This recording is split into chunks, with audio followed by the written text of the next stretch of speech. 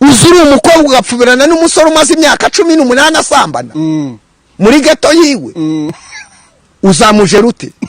Afite ingeso nze, afite imisemburo myinshi, afite abadayimoni benshi, azikarite ngufiya n'indende, afite abazimu.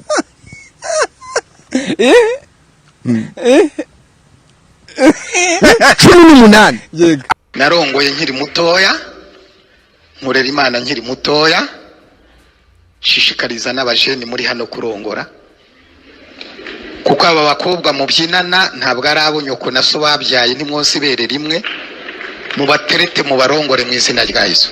Sibyo je ntabwo ndimi Joseph wigenga, Joseph usibya avuga, Joseph ufite confidence, Joseph uvuga ukuri.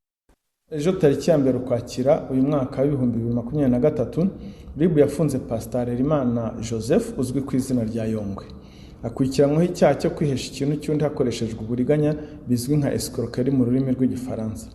Afungiye kuri station ya Ribu ya Kimihurura mu gihe dosiye ye iri gutunganywa ngo yoherezwe mu bushinjacyaha mu gihe cyagenwe n'itegeko.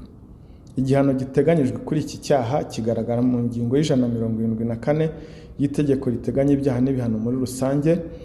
Iyi ngingo ikaba ivuga ko umuntu wese wihesha umutungo wundi imari ye yose cyangwa igice cyayo mu buryo bw'uburiganya yiyitirira izina ritari ryo cyangwa umurimo adafitiye ububasha cyangwa akizeza icyiza cyangwa agatinyisha ko hari ikibi kizaba abakoze icyaha.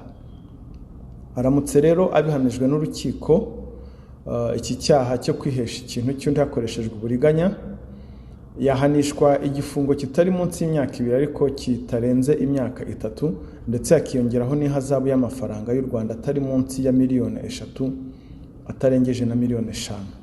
Ubutumwa Ribu itanga, Ribu iratangariza abantu ko bagomba kumenya ibyo amategeko ateganya mu kazi kabo ka buri munsi bakora.